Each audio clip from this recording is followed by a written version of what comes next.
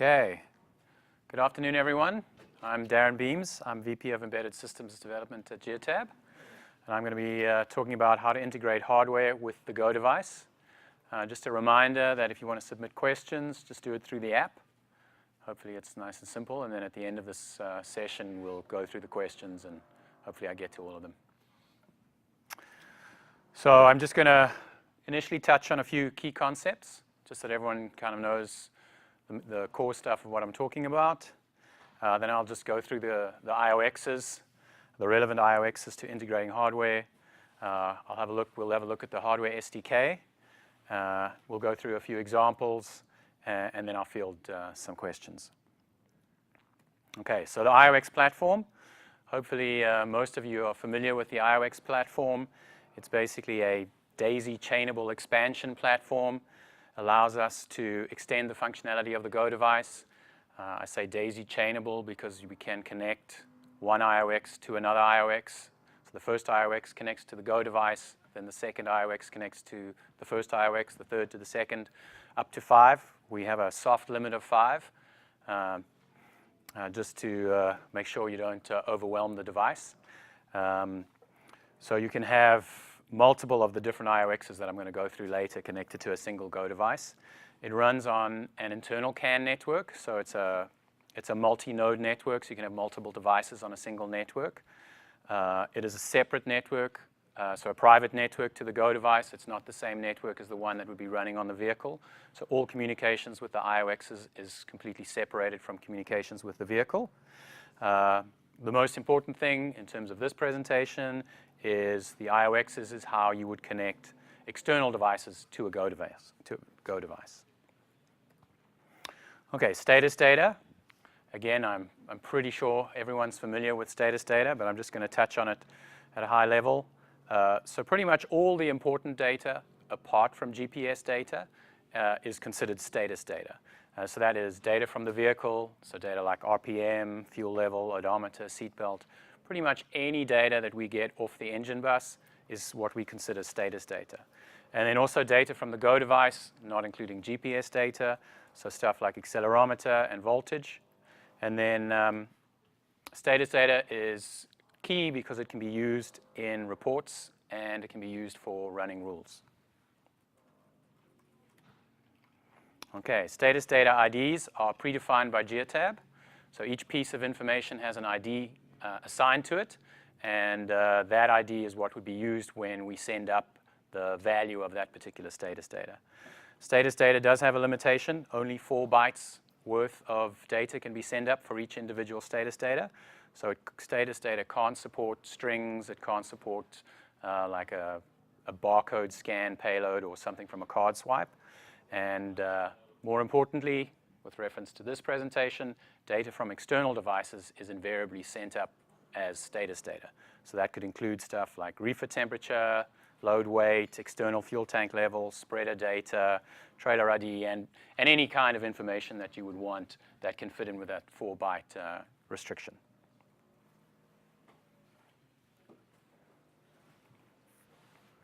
Okay, whenever I talk about status data, I always feel it's worth mentioning curve logic. So curve logic is how we save most of the status data that we save. At its most basic, it is a best fit curve reduction algorithm. So only the points required to be saved to best represent the data are saved based on an allowable error. So we choose an error value, and then the points that need to be saved that fit within that error value are the ones that are saved. So I've just got a link to Neil's blog post. He's done a blog post on how curve logging works, so if you're more interested in it, go through, have a look at the blog post. But this graphic, which is from the blog post, gives you a good sense of how curve logic works. Basically, in this example, we've got a set of 46 data points.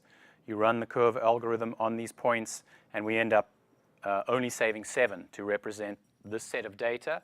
Now, those 7 points are based on the error value that we've chosen. So the values, the lines in red, mean that those points exceed the error value tolerance. So if we reduce the error value, we would potentially save more points. If we increase the error value, we would potentially save less points. Hopefully that makes sense. Okay, so let's go through some of the IOXs. So the simplest one is the IOX orgs. 4 inputs, very basic binary data.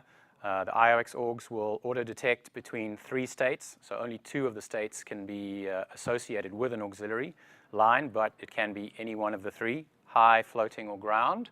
So high would be a 1, ground would be a 0, or ground could be a 1, floating would be a 0. The IOX will auto-detect based on what it sees the auxiliary doing once it's connected up. This can also be bypassed through parameters, though, if necessary. And then the IOX orgs is used for any kind of binary data, so a switch, like a toggle switch, or a door, so door open, closed, bulkhead door, loading door. You can connect it to seatbelt. If we can't get seatbelt from the engine, if it's an older vehicle, you can use an auxiliary to hook it up to the seatbelt, then get seatbelt data. You can also hook it up to the brake light. If that made sense, you'd get a lot of data, but you could see when the brake was being pressed through an auxiliary. So IOX analog, similar to IOX orgs, pretty much the same circuitry, to be honest, but instead of the binary 0, 1, this is analog voltage measurements. So we have a range of 0 to 30 volts on the IOX analog, but it can be anything. It doesn't have to be up to 30, so 0 to 5 is normally the kind of range we would see. The data coming in from the IOX analog is saved using the curve logic that I mentioned earlier, and the error value that we choose is actually a percentage of the max voltage that we detect. So if the range that we see is 0 to 5, then the error would be smaller than if the range was 0 to 30, so that we get a good granularity based on the data set that we're seeing. IOX RS-232. So this is the way that, the first way and the easiest way to get status data into a Go device from an external device. It does have auto boarding capability, so your external device can run at any baud rate. As long as you adhere to our protocol, you would be able to connect and send status data to the Go device. So through the IOX RS-232, the external device can save status data. The external device can also save free format data. Now, I mentioned status data has a limitation of 4 bytes. So we also have free format data up to 27 bytes. So that can be used to support the strings, or say the barcode scan or the card swipe. So you can also send that through RS-232. The external device can also send and receive binary data via the Go device to and from MyGeotab. And an external device can also receive what we call device data. So it's basically a data feed from the Go device that includes things like the current location, the speed, the odometer, the ignition status, RPM, trip distance, a bunch of other pieces of information. IOX USB, very similar. Currently only supports the Android Open Accessory Protocol and USB CDC, so really serial emulation, but pretty much the same functionality as the RS-232. So we can save status data, you could save free format data, you can also send and receive binary data to and from MyGeotab, and then you can also enable the device data feed from the Go device. IOX CAN, so this is a little bit different. So it can also do the status data, but it can't do the free format data. It can't do binary data to and from the Go device, but you can send targeted CAN messages through the Go device to your external device if it's running via an IOX CAN. The external device can also send J1939 engine data via the IOX CAN into the Go device. And this will allow, and the Go device will then parse that data as if it came in from the engine bus. Now, we don't recommend connecting the IOX CAN to an engine bus. We haven't made it to support that, but certainly it's capable of connecting to an external device that may send its relevant information using the J1939 protocol. And then the Go device would just save that data as if it came in from the engine bus. Okay, the IOX Bluetooth. So this is Bluetooth low energy, generally used with Bluetooth beacons. It supports a beacon advertising packet that we've predefined. We allow you to send sensor data from your Bluetooth devices or your beacons, stuff like temperature, humidity, barometric pressure, We have space for more data sets as we need them, and we also have some generic ones that can be used. I'll go through that in a bit more detail when we go through the hardware SDK.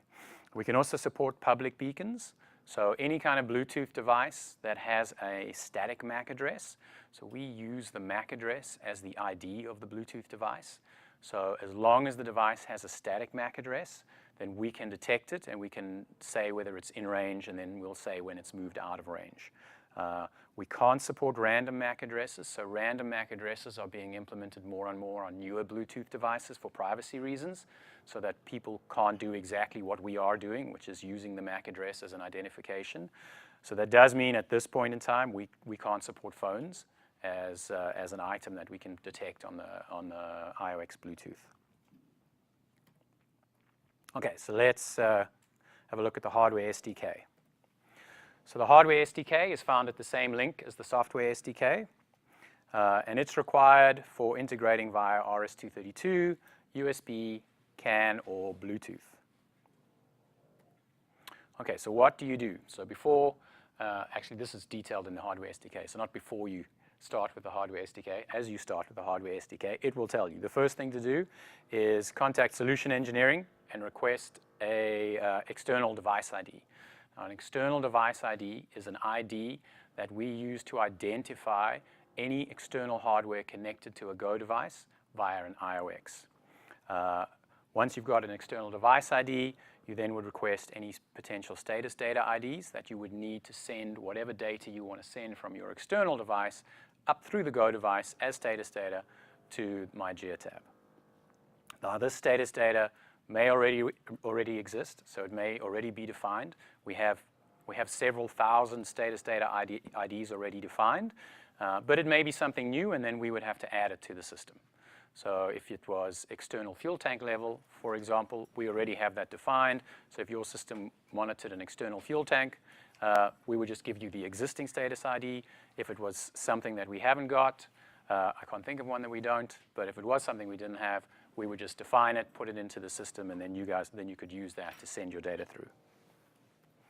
Okay, the next thing that needs to happen is the handshake. So this is how the external device connects up with the Go device, tells the Go device what it is.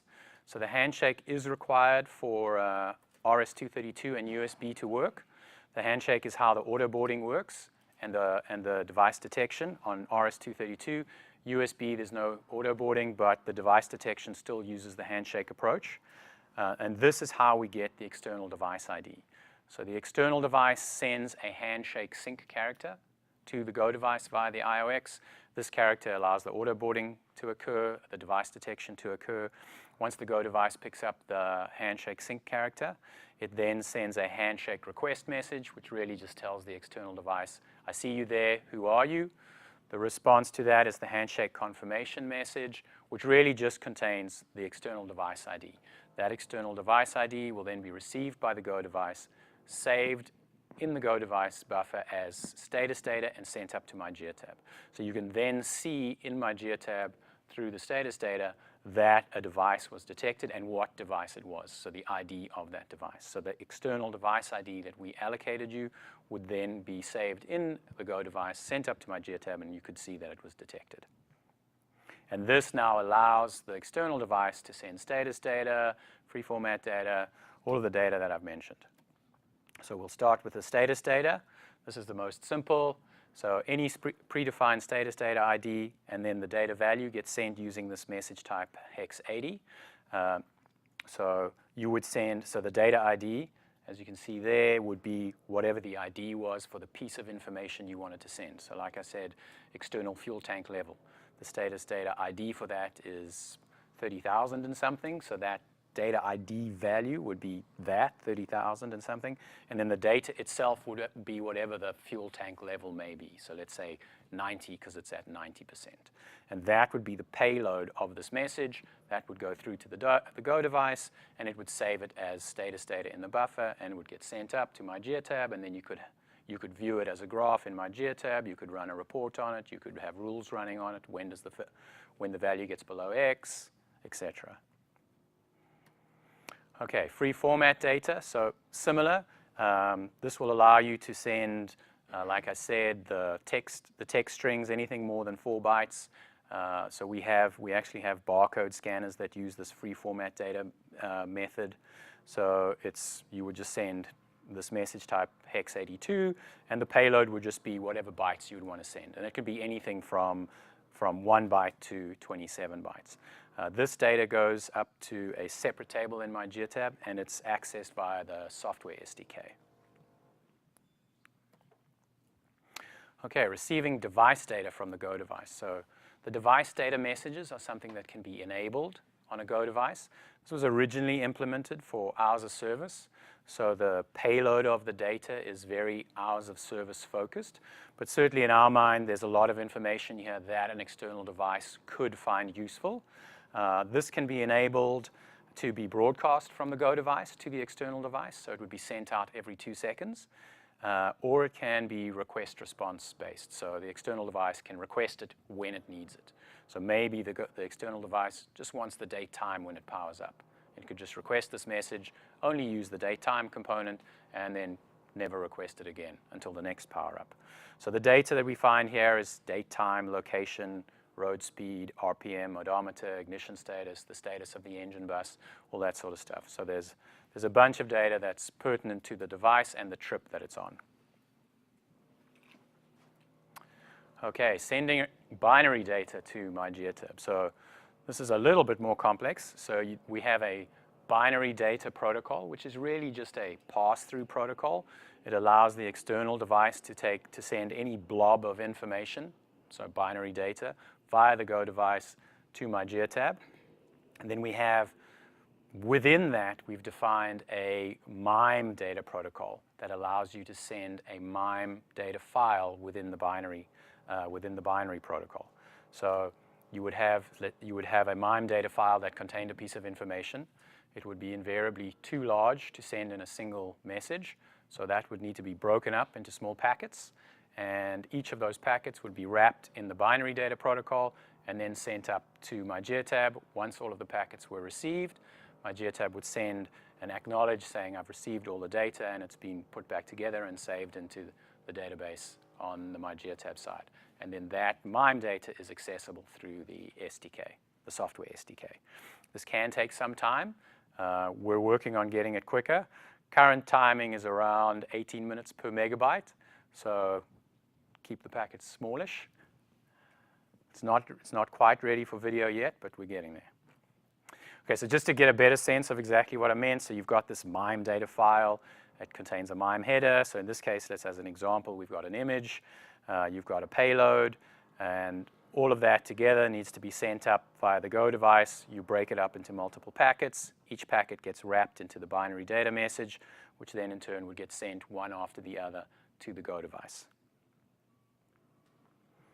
So just to get a more detailed view of that, you can see, so the binary data protocol is very simple. So the not in bold is the binary data protocol. So just a simple header, simple footer, and then the bold stuff is actually the MIME data itself. So the first packet would always contain the MIME header, and then however much of the payload could fit in.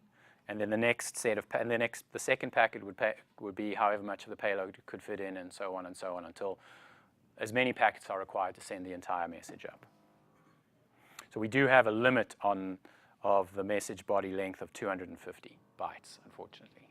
That's why it has to be broken up into so many small packets.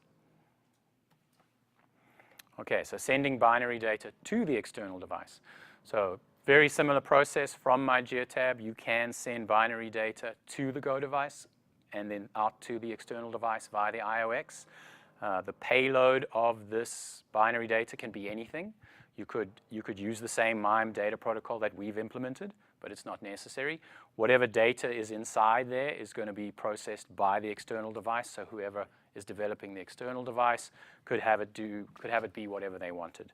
In our experience, the kind of data that we see being sent this way is configuration settings for the external device and even external device firmware. So you can send firmware to your external device using this method.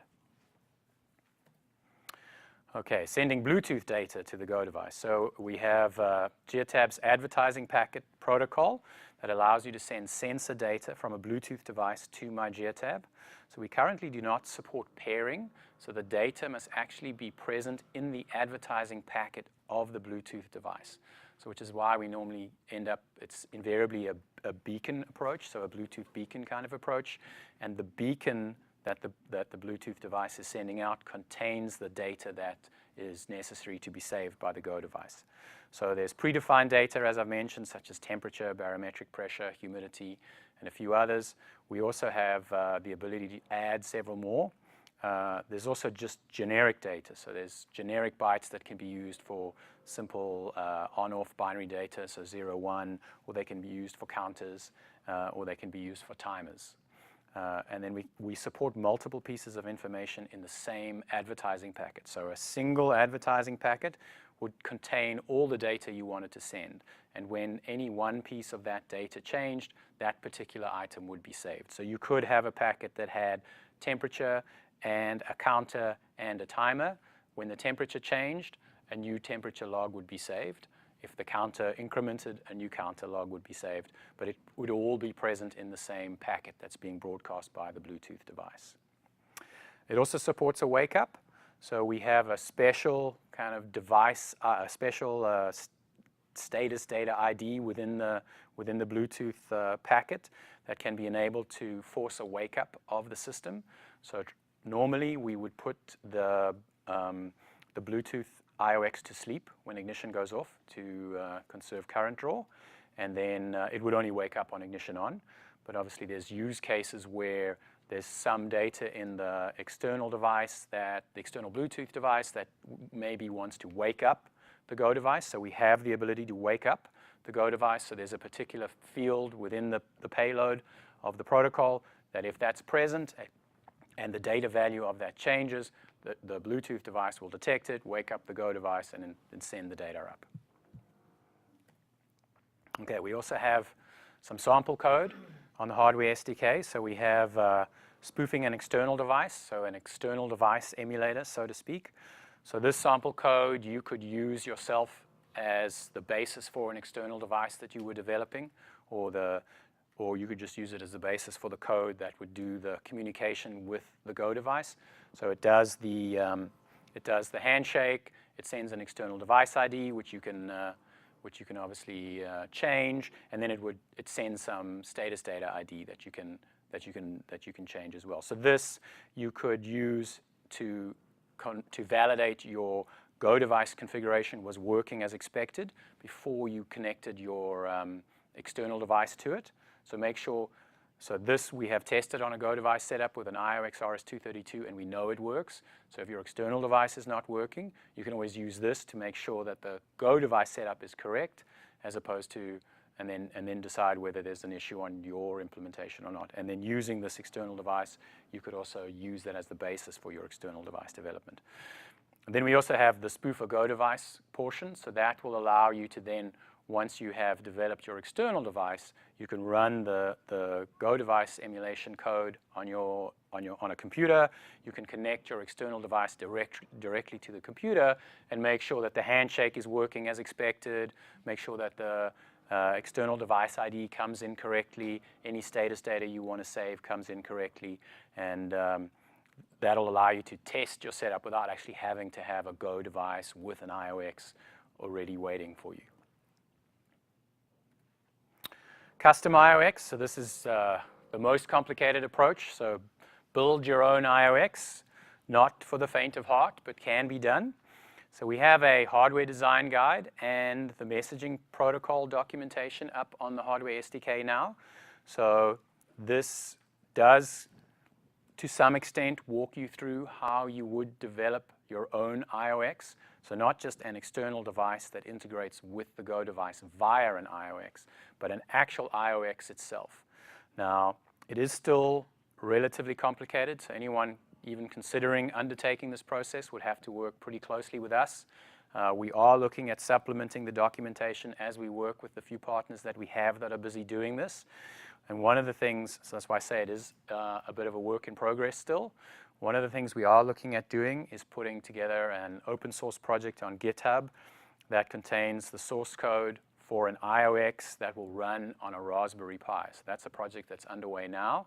So basically the goal is you download that source code, you take a Raspberry Pi, you put it on, you connect a USB to CAN adapter to the Raspberry Pi, and you would have an IOX that you could then use for testing any kind of IOX-based implementation that makes sense, that is more advanced than can be done with the IOX integration I've mentioned prior to this. So obviously this is only if something you want to do or some kind of integration you would want to do cannot be met by the other means that I've mentioned prior to this. If whatever you want to do can be met by the other ones, definitely that's the approach to take. If what you need to do is more complicated than that, then potentially this is the way to go. Okay, so let's go through a few examples. So Wayscale. So this was one of the first integrations that was done through Serial with a Go device. So it's using the basic handshake. Status data is sent from the Wayscale to the Go device. The weight of the vehicle as it changes is just sent as status data to the Go device, which then in turn is sent up to MyGeotab. Reports can be run, rules can be run on the vehicle weight as it comes in and changes. On duty, very simple implementation using an IOX augs. One of the auxiliaries is tied to a switch. The switch is toggled to indicate whether the driver is on duty or off duty. Then on the software side, the auxiliary line is looked to determine whether the trip was business or private. Tire pressure monitoring. So we have a few implementations of tire pressure monitoring systems using the IOX CAN. The bulk of them send the data in J1939 format. So they basically, all they've done is just emulate the J1939 format for tire pressure, and then they can just broadcast that data to the Go device via the IOX CAN. So it means they don't have to think about when to save the data. They just broadcast it in, and the Go device will run the standard tire pressure data parsing routine that it would run if that was coming in off the engine bus of a J1939 vehicle. So that data is then just saved by the Go device using the curve logic, and the tire pressure monitoring system just broadcasts it through continuously. Image upload. So we do have a partner working with the IOX USB to send images via the Go device. So there's basically a simple front-facing camera. Maybe it's not that simple actually. Taking pictures periodically. Any kind of incident is detected. That image is then sent via the IOX, via the Go device, using the MIME data protocol that I discussed previously. Solar panel testing. So this is actually just something we did internally. So we were doing some solar panel testing, charging up a supercap, and we just wanted to get a sense of how did the charging circuitry work. So how quickly did the supercap charge? And so we just hooked up an IOX analog, connected it to the output of the solar panel, and the output of the solar panel input to the harvesting circuitry, and then we connected it to the voltage level of the supercap, and it allowed us to see how the solar panel was performing and how quickly the supercap would charge. So not really an in-the-field implementation of an IOX analog, but still quite a fun one. Equipment monitoring. So this is using IOX Bluetooth. So Bluetooth beacons were placed onto key pieces of equipment, and then we used the in-range log to determine whether the equipment was present on the vehicle as it left the yard. So if the vehicle left the yard and the equipment moved out of range, then we knew that equipment wasn't present on the vehicle, and the driver could be notified and told to come back and get the piece of equipment he needed. Okay, so in conclusion, there are many options to integrate your hardware with the Go device. Work with solutions engineering. They will help you decide what IOX would work best for your integration needs. Obviously, if you already have an external device, the IOX you can use is dictated already by the nature of the device. And they'll also help you with deciding what kind of status data you need, how much you need, what makes sense, does it exist already, would we have to define new ones for you, that sort of stuff. Go through the hardware SDK And then you can also chat to our engineers that are manning the booths outside. We have an IOX booth out there and an integration booth. So both of them would be helpful if any of the stuff is something you're interested in. Okay.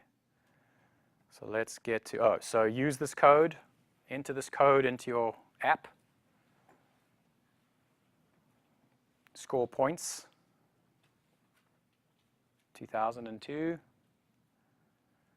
And let's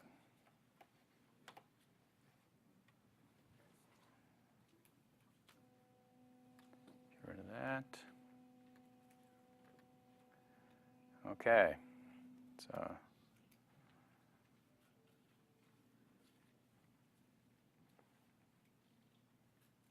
I think that's the one. So it doesn't look like there's any questions. If there are any questions not through the app, I'm happy to answer them. If anyone wants to discuss afterwards, I'll be here till just before 2 o'clock. Yep. So it sounds like the data doesn't necessarily have to be binary as far as getting information off of, let's say, mounted equipment on a chassis. You wanted to get temperature, pressure ranges. That's something that through these solutions, whether it's a custom or whether it's an existing solution, would be possible? Yes, definitely. Yeah, so it can be, the payload on, the status data payload can be any number that can fit into 4 bytes. Okay. So for that respect, I mean, that sounds like that would work perfectly there. If you could send the data using 1939 format, then that would work as well. So if you were thinking of using the CAN IOX. The free format text is not what I would say makes sense in this approach, but I mean, it could be used as well if necessary. Basically, the intention would be tracking statuses of like mounted hydraulic equipment, that kind of stuff. So statuses, what would the... Like I said, the oil temperatures and pressure. Okay, yeah, for temperatures, pressures, all that sort of stuff, it's potentially already defined. So we have status data for a whole ton of those sort of things already defined, and it would be relatively simple to implement something along those lines. Yep. You mentioned every external device requires an ID that's allocated by Geotab? Correct. On a case-by-case basis? Like, what's the allocation procedure look like, and what if there's like 10,000 external devices that you need? So okay, so it's on a type, so not so you may have 10,000 devices, but if they're the same type, they would all have the same ID. So really, the process is just I am designing this type of device. So let's just say, like I said, an external fuel tank sensor, and we would allocate that an ID of whatever, 4002 or 2002. That's the number to use. And then that ID would be programmed into all of your external fuel tank sensors. Sure. Yep. I heard kind of offhandedly that the ELD drive app data was going to be pushed through the hardware at some point. They were talking about doing that for out-of-cell coverage cases. Would that be through the USB for it? They're working on USB aux or? That would be my suspicion. I'm not 100% sure exactly what the plan is there, but certainly that's the approach that I would recommend. If they wanted the data feed from the Go device, either through serial or USB, I guess it would be the USB, and it would just be exactly that message. That would be it. And it contains all the data required for ELD, at least all the data that's required for ELD that we know of, until they change it. It's not transmitting any data to devices, though, currently. It's just charging, is what they told us. That's the case currently, yes. That actually reminded me of a second question I had. So one of the examples you had up there was a status switch so that drivers could essentially be on duty or off duty via a switch. In that example, did that integrate actually with hours of service ELD status? No. Okay. No, it wasn't kind of an ELD thing. It was more just to allocate, say, mileage as business or private, that kind of thing. I'm guessing a flow meter could be connected through this to measure like gallons of fuel delivered to a customer. Sure. Yep. Tied into Geotab, because I mean it's manual and it's done on paper, but there's been some discussion about seeing it, Yeah. Yeah, something like that is a perfect example where this could work.